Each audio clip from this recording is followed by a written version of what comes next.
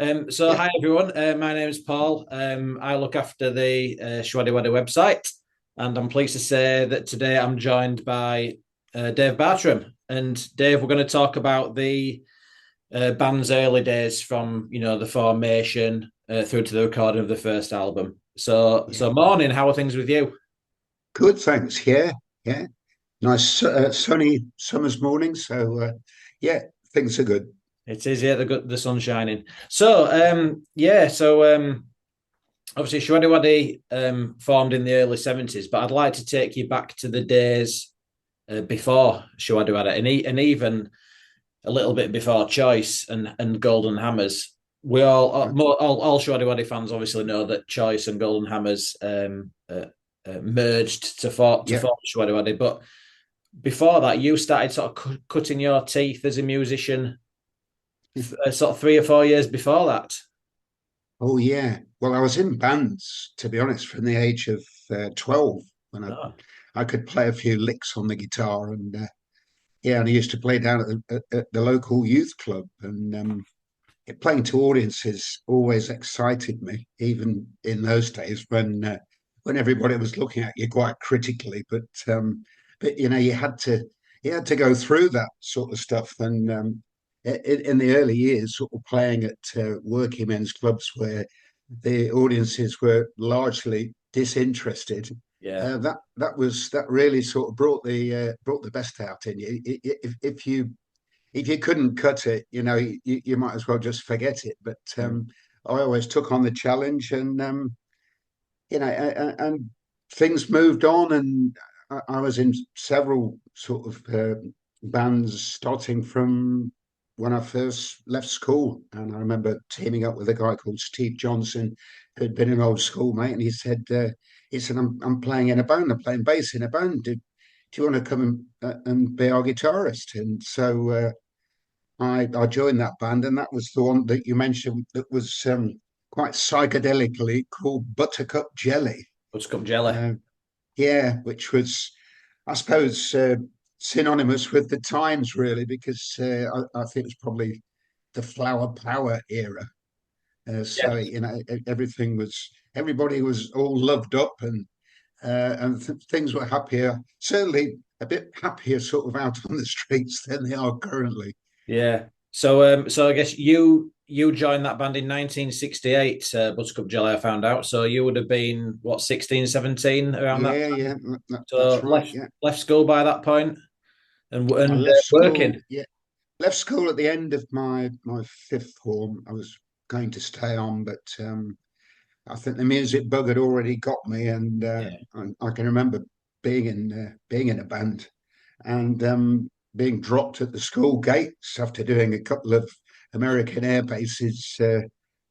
Playing till about 3 a.m. And I remember the band, who were all older than me, dropping me off at the school gate. Yeah, I mean, I think I fell asleep in a biology lessons, Yeah. but that's all part of being in a band. You have to tough it out sometimes, and I often say it to the current lads, because I think musicians these days have it quite easy Mm. compared to those days when it really was dog eat dog in those days. There were bands everywhere, and everybody seemed to be touring, and I can remember sort of being helping Trevor out underneath Ford Transit van that we got to get to a gig, a choice gig, and the van was bust. So I Right. was lying under there. I can't remember exactly what I was doing, but I think the brakes had gone, and between us we managed to make it semi roadworthy and made the gig. But yeah, they were hard times, but that's all part and parcel of being in a band, sort of going through the hard times, and then when the good times come knocking, it's all the more rewarding.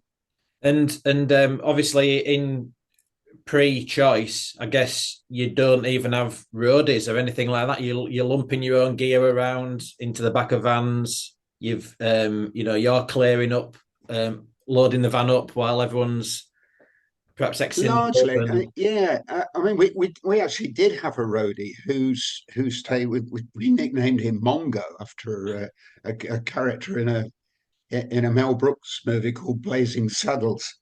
And I mean, he was a character, and he stayed with the band all the way through the choice years and into the early years of Showaddywaddy. And he was, he was a good character. And we have actually seen him. I think the last time I actually saw him, he came along to a sad occasion to Jeff's funeral. oh yeah. So, Mm. but yeah, I mean, they were great days, and they were really character building those days.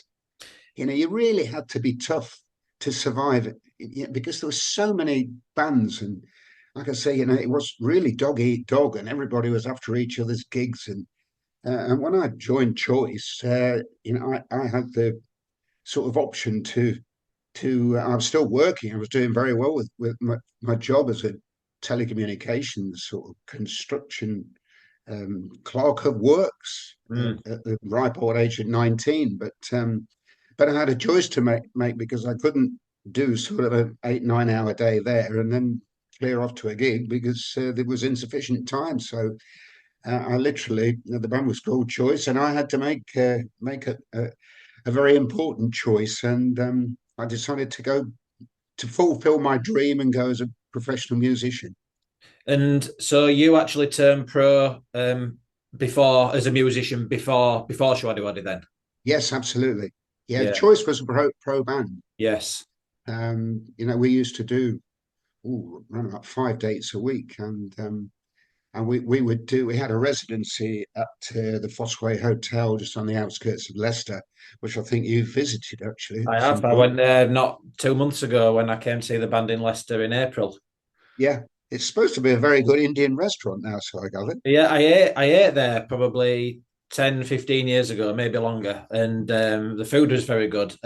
But when I went this time, there's actually the Leicester Civic Society, I think it is, have put uh, um, like a plaque outside with a photo of the band and some All right, there's that's some great. information about the band and the significance of the Fossway Hotel as a venue. Yes, yeah, it was a great gig. It's kind of a big back room that could hold about 400 people, and the atmosphere in there was terrific. Mm. And we played it three, sometimes 4 times a week. We would Yeah, generally play sort of on a Tuesday, Wednesday, Thursday, which were the nights where it was more difficult to find sort of gigs elsewhere. And then we'd go off sort of gallivanting up and down the country to places like Eastbourne and Upper Hayford and all the gigs that we regularly did in those days. But always a busy band, and Choice was a good band. Um, we did a lot of original stuff, and we built up a heck of a following, which helped us when we eventually amalgamated with the Golden Hammers and formed Showaddywaddy. mm. So you talk about your original material. So you were actually writing your own songs at that point, but not just We yourself. were Jeff and Trev were writing Trevor, songs for Choice as well. absolutely. Yeah, we were prolific. Some of the songs were really, really quite clever as well. There was a real musical element to that band, and we would try sort of things in 7/4 time and all sorts, weird and wonderful tunes, quite progressive in a way. Yeah, But but at the end of the set, we would always do something like a Cochrane number, "Come on Everybody," or something like that. Summertime And Blues. I think you played. yeah, I mean, we just had the rock and roll. I don't know, it just felt like it was in our blood, and we played it with a certain amount of passion that just seemed to make audiences react very, very favourably. Mm. Yeah. So Choice. We talked about Trev and Jeff Betts or Al James, as Yep, many people know yep, him as. yep. You joined the band in February '72, um, Mhm. but then in sort of around May time '72, Golden Hammers, who were also playing at the Fossway on occasion, you both bands kind of did a session on an evening where you did your set, Hammers did their set, and then but you got together on stage at the end to do Well, it was advertised in the Leicester Mercury as a rock and roll jam session. It was kind of that. Yeah, Choice had a residency there, and a lot of bands used to come down in the week, and we would invite all sorts of people to guest to play a couple of songs with us, and eventually the Golden Hammers, who hadn't really been formed that long, we sort of gave them an opportunity to sort of play a half an hour before we did a sort of hour set at the end of the night. And after the two sets on one of the nights, we just had a jam and I think did three or four rock and roll songs, and the place I don't know, just came alive. The crowd that was in that night was a pretty large crowd, and the reaction was just quite ridiculous. Mm. And we thought, crikey, I think we might hit onto something here. And I suppose you could say, the rest is history. Yeah, I mean, you talk about there's so many bands on the pub scene, if you like, sort of competing against one another, for want of a better phrase. And Yeah. um, I guess you talk about that jam session or Showaddywaddy sort of first coming to being. It sort of made you a little bit different, I guess, to the other bands because Yes, there was no band like that around, so that kind of set you apart. no, there wasn't absolutely. I think the only band and people likened us to was Shannon over in America, who Yeah. never really they were never recording artists as such, and didn't really have any recording success. But we did actually work with Shannon in I think in '74 over in France. To festival called the Midem Festival, which I think still takes place to this day. And yeah, we they were on the same bill, Shem and I. But in many ways, we were quite different. Okay, we both bands played sort of old rock and roll songs, but I don't know. Shan and I were very much a send up, whereas I think we focused a bit more on the actual musical side and being a bit more driven Mm.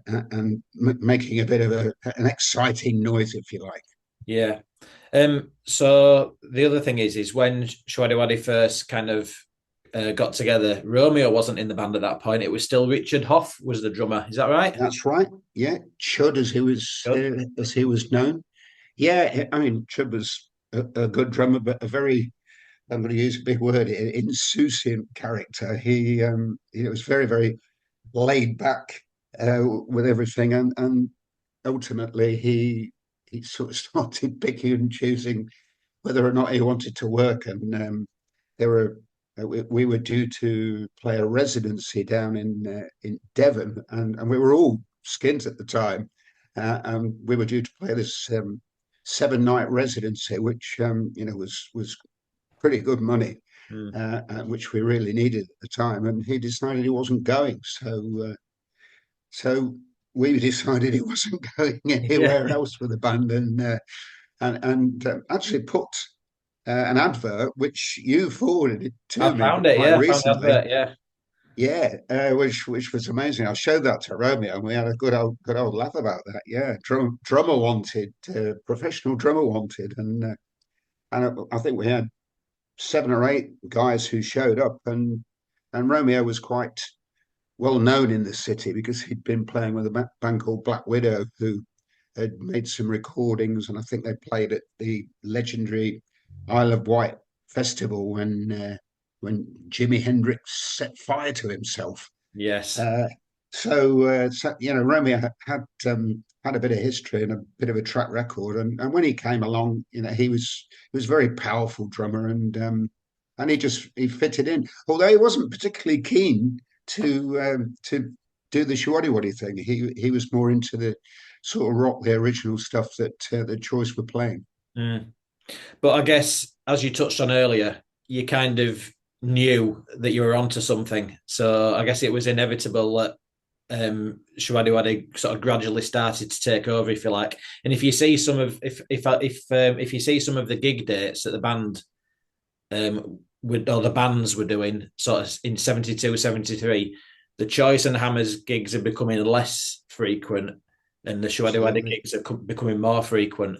So But the momentum as far as Showaddywaddy is concerned is really starting to build by this point, isn't it? absolutely. I mean, it was absolutely unique at the time, and I think this was the time when I think my business acumen started kicking in a little bit because I said to the guys, I said, look, we can actually put this out as a package. Mm. We can have the Choice and the Hammers doing a set, and then Showaddywaddy can finish the night off. Yeah. And so we went back to the drawing board and offered this sort of up and coming extraordinary rock and roll show that people were coming from far and wide to have a look at. And consequently, we went out as this three-band package, and the from a financial point of view, the money sort of tripled in no time, which was fantastic. Yeah, because I was looking, Um, I actually found out that the early Buttercup Jelly gigs, you were getting paid as a band 8, 10, £15. That was the band's fee. it Um, was yeah, yeah. but I I've moved guess, into Choice where it was 15 quid.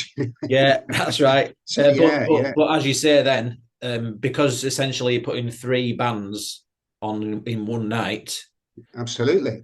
you It know, went up to that 50, 60 quid, in yeah. no time, which in those days, was quite a decent pay packet. Mm. I was also, you might remember some of these venues as well.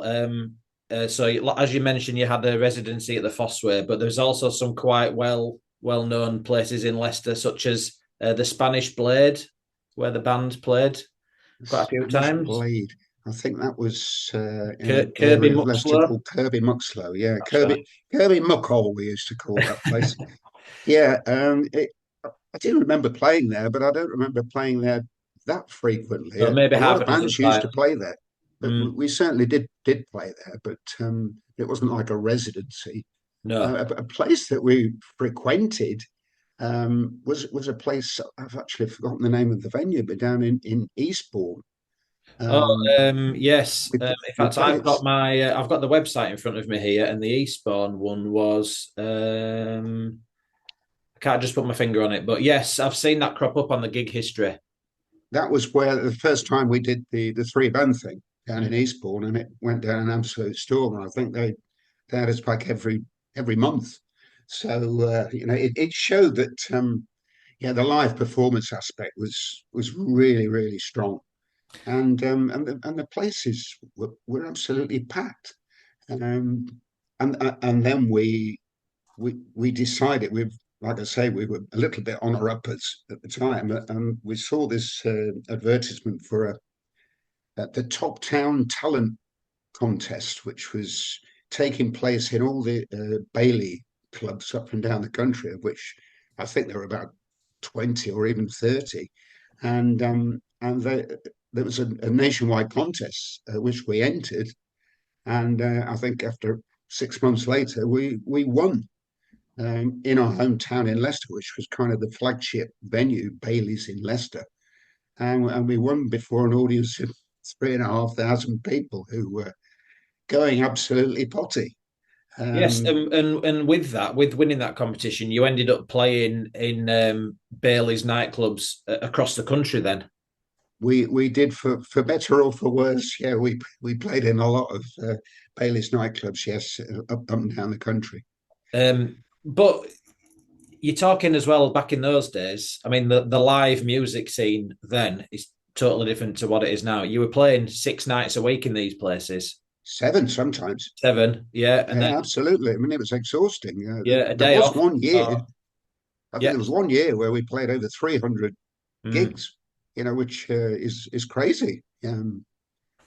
Lord knows how we had time to sort of do photo sessions or any recording or even writing songs. It was crazy. I think our management were doing rather well out of this, but it got the band's name around, and ultimately, with being on TV and stuff, the band just took off pretty much in a space of a few months. I know, and the other thing is as well, this is pre-internet, of course, and Yeah, indeed, these days you've got social media, absolutely. numerous television channels, but there was nothing like that then. So the band, Nothing, no. The No, we band built went its reputation just through the live through the performances. live stuff, through the noises you were making. I mean, you kind of you still went viral, but Yeah. in a very different way. Mm. But yeah, the audiences were everywhere we played was just packed to the rafters, and it was great. And consequently, you know, the band sort of grew as a result of that because we were working very, very hard, and the show became really, really well honed, and we, you know, threw a lot of ideas around, and then we started doing a few original songs in the Showaddywaddy set, and you know, the next sort of obvious step was to start doing some recordings. Mm. I was going to mention that actually because was it around that time after the Top Town talent contest that you came to the attention of was it Wayne Bickerton and Tony Waddington? That's right. That's right. Who wrote, as you know, Yeah. Sugar Baby Love. And I remember being sat, I think it was myself, and I think Buddy Gus was the other one. We were sat at a table with Wayne Bickerton in a hotel in Doncaster. I think it's the first time in my life I'd ever had a fillet steak. Um, and got on great with Wayne. Good character. Tony Wallington was a bit more of a serious sort of chap, but I remember that they played at this at the dinner table in the hotel restaurant, played this song with this very high voice, which you know I could do at the time, and Yeah. yeah, it was Sugar Baby Love, and you know we thought about it, and I think we even went as far as to even rehearse the song, but ultimately the label that was making all the noises and the label that was really enthused about the songs that Trevor and myself were writing was Bell, Yes. and ultimately we made the choice to forget about Sugar Baby Love and all the other sort of Bickerton Waddington songs that we probably would have had to record, which the Rubettes eventually recorded. And soon after Sugar Baby Love had been a number one for 3 or 4 weeks, Hey Rock and Roll entered the charts, I think in April 74. That's right. So just touching on the TV appearances then. So one of the gigs that you played, it was in October '73 when you played at La Dolce Vita, a club in Uh-huh. Birmingham, and Yep. it was on that occasion that ATV producer Les Cox came to Les see the Cox, band yeah. Yeah. and invited you to be on television. So we talk about the momentum of the band building through the live scene, but then television opened the band up to a whole new audience at that point, It didn't it? it did. That was a strange meeting because he walked into our dressing room at backstage at La Dolce Vita in Birmingham, and he just basically said, Les Cox from ATV, how'd you like to be on telly? Yeah. And we all looked at each other. Oh, yeah, yeah, yeah. Why not? Yeah, great. But we honestly didn't know it was a talent contest that we were Mm. entering. You know, we thought it was a TV slot, and but when we found ourselves on this New Faces program with I don't know, there was a juggler on, and there was comedians, and we thought, what have we done? But but fortunately, the band's performance was it's quite an extraordinary performance because nobody was really doing what they were doing. It was so animated and so it was so colourful, and we blew the judges away, and well, by all accounts, the general public as well nationwide. Yeah. So it's amazing, really. So 1973 is a year, such a whirlwind year. You've gone from sort of playing to in pubs basically Yeah, to yeah, winning this £1,000 prize in the talent contest, playing in clubs, being on television, and then 1974 comes along at the mhm, same pace. You've just mentioned earlier recording Hey Rock and Roll. that's right. So the band is starting to have sort of forays into the studio then to record Indeed. material for Yeah, release. yeah, absolutely. You know, we were, like I said, Trevor and I were writing all sorts of stuff, and you know, I remember he had a reel to reel a Revox Trevor had, and I had a TIAC, and we would put the two together to try and make something wonderful. We did loads and loads of demos together, a lot of the songs that featured on the first two albums.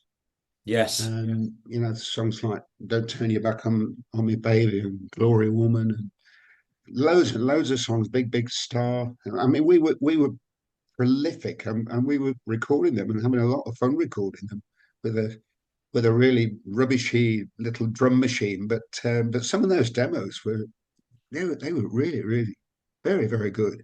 I mean, it's a wonder you even had time to record in the studio and write these songs when you consider the band's live commitments, because Yeah, it absolutely. was just relentless, and it sounds like you barely had a day off for.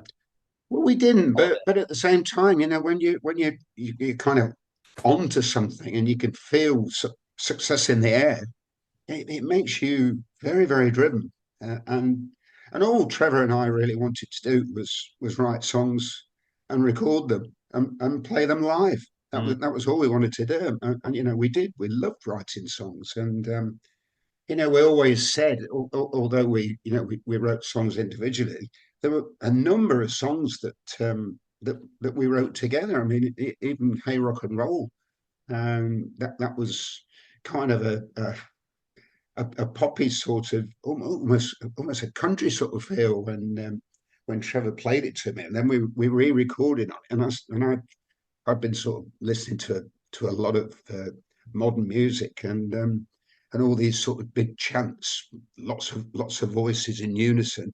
And I said, no, let's make the chorus really big. Hey, rock and roll, rather than hey, rock and roll. yes, It was a really, you know, it becomes was, quite anthemic then, doesn't it? Almost like that's right. chant almost.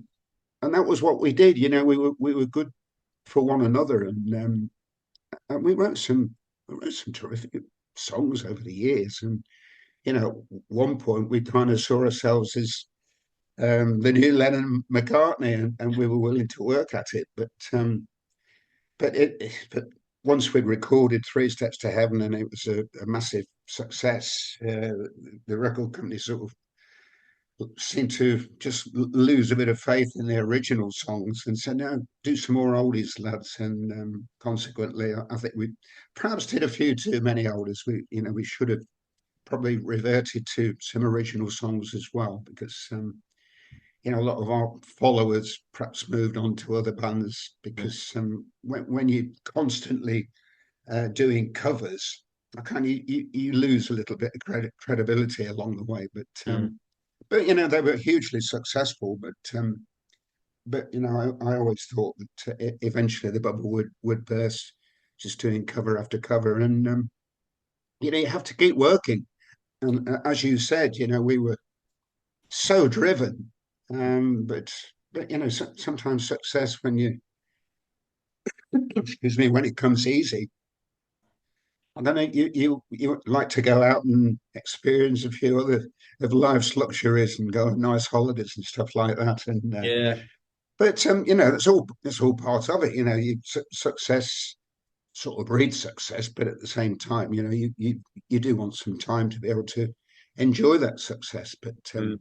But I think I was perhaps different in a way that I just wanted that success to continue and continue and continue, and you know, and it did. You know, we had an absolutely incredible sort of 10, 11 years of chart success, you know, which was unparalleled. I mean, when the old story, which I think you've probably heard, we were traveling along to a gig, I think in 1982 or around that time, and it was some kind of pop quiz on the radio, and the question was, um, which band had the most hits in the decade that spanned the 1970s? And I think I said ABBA. Yeah. Romeo said Hot Chocolate, Yeah. and I think it was Jeff who was in the car, and he said ELO. Yeah. When the answer came on, it was Showaddywaddy, Yeah. and I mean, we were absolutely staggered. I bet a lot of You know, people would and have that said, was Queen or somebody like that as well.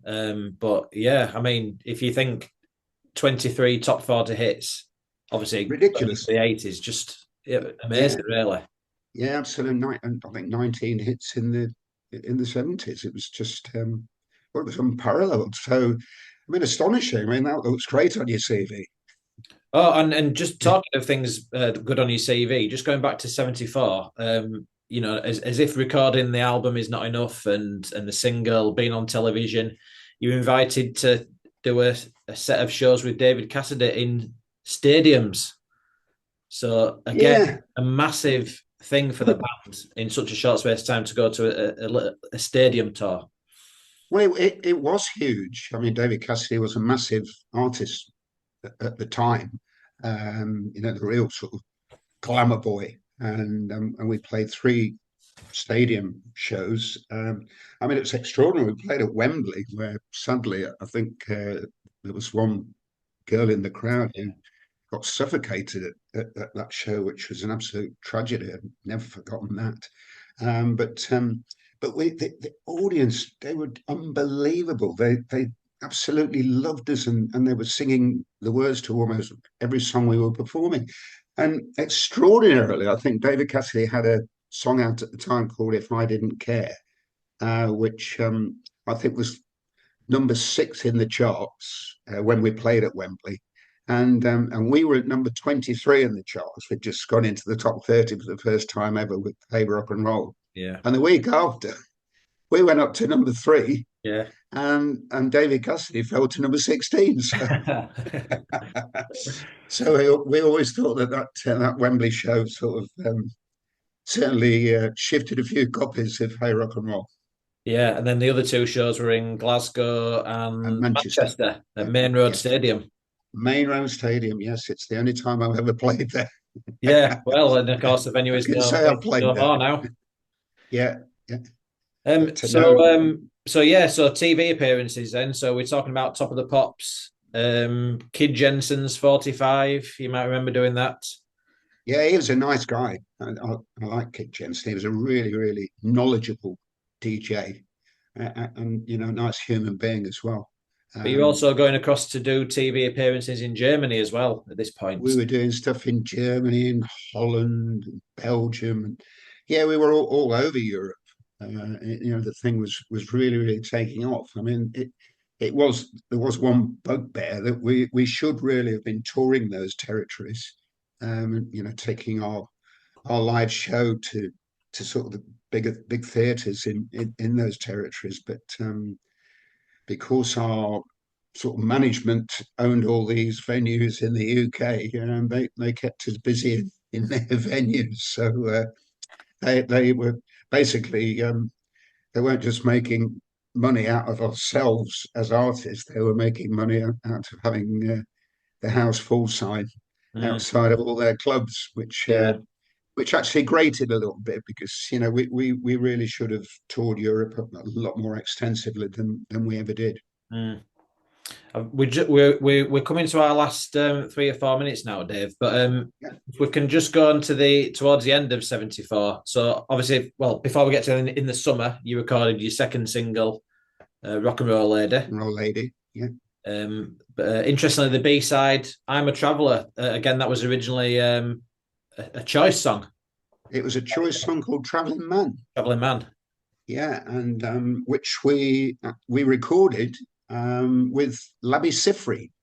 That's right. Yeah, he came along to one of our rehearsals, oddly enough, at the Fossway, and really liked Choice. And yeah, we went into the studio and recorded Traveling Man and had visions of getting a record deal. It almost happened. Pi Records were about to sign us, and then the Showaddywaddy thing started taking off. Mm. So it was kind of put on hold, if you like. I actually recall seeing an advert in the Leicester Mercury from some of the research I've been doing where Choice were being advertised as promoting their new album. Yeah, yeah. We had recorded, I think, a live sort of album, but again, the Showaddywaddy thing took precedence. So what we were doing with Choice at that time just fell by the wayside. Mm. And then at the end of '74, "Hey Mr. Christmas" was the final single of the year. Yeah, But interestingly, there was the National Children's Home Harpenden. Harpenden Girls Choir. They were having a tour of the studio, I understand, at Wembley Music Centre, and that's when you first met the band. Is that right? Or when you first met the choir, I should say. It Is that was a right? school. It was a school for the blind, Oh, okay. Harpenden, and we when we were recording, I remember we sat down. Trevor and I sat down. We wrote two songs, two Christmas songs, literally in the studio. Because the producer Mike Hurst at the time, he'd been told by Bell Records, we need a Christmas single because Yeah, everybody was recording Christmas singles at the time. And Trevor and I sat down and um, we started recording two songs. And Hey Mr. Christmas started coming together. It's originally called Hey Merry Christmas, but because of Slade's Merry Christmas, everyone, we decided to do away with the word merry and came up with the Mr. Christmas, so which was actually quite a cute thing to do. So, and yeah, 50 years this year, and Demon are, in fact, I've just got the test pressings of Hey Mr. Christmas that will be re-released on picture disc to commemorate 50 years. that's fantastic. So that's Yeah, something for fans to look forward to at the end of the year. indeed, indeed. Good. Right. Well, I'm afraid we're going to have to leave it there. We're down to the last minute of before the recording automatically terminates.